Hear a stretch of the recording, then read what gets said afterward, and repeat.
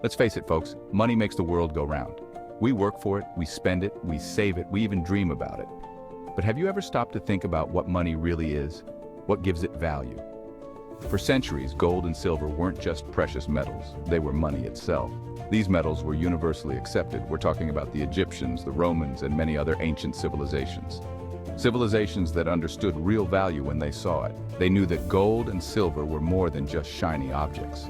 These civilizations used gold and silver to trade because these metals were durable, divisible, and inherently valuable. They could be melted down, split into smaller pieces, and still retain their worth. They understood that real wealth wasn't tied to a king's whim or a government's promise.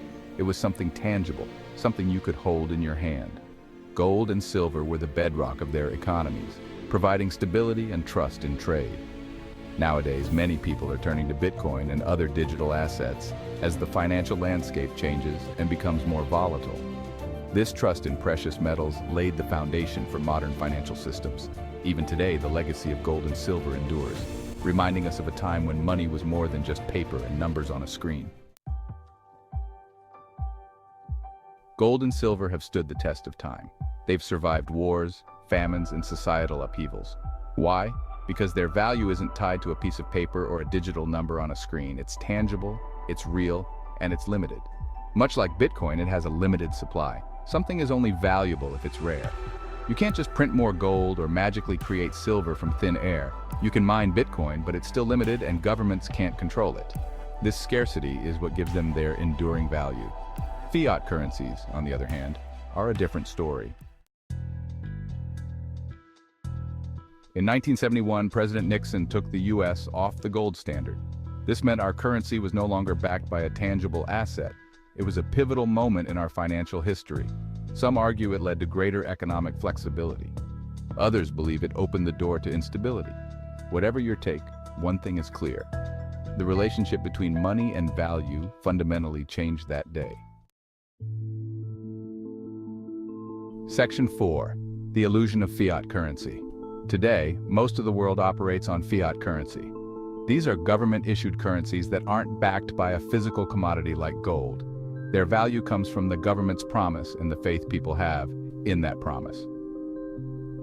But what happens when that faith is shaken? What happens when governments print more money to cover their debts, potentially devaluing the currency in the process? Section 5. The perils of printing money. Quantitative easing, or printing money, has become a common tool for governments and central banks. This strategy involves creating new money to buy government bonds and other financial assets.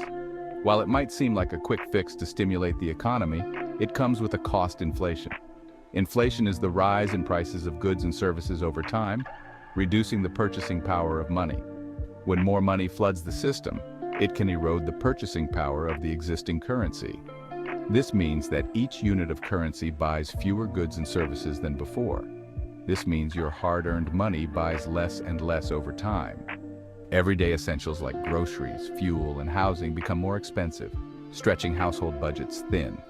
It's a silent thief that erodes the value of your savings. Over time, the money you have saved loses its value, making it harder to achieve financial goals like buying a home, funding education, or retiring comfortably. Section 6. The future of money, a question for our times. So, where do we go from here? The landscape of money is evolving rapidly, and we find ourselves at a crossroads. The future of money is a question that deserves our attention. With the rise of digital currencies and the ongoing debate about the stability of fiat money, it's crucial to consider all aspects. Governments and central banks prefer fiat currencies because they offer flexibility and control. This control allows them to manage economic policies and respond to financial crises effectively.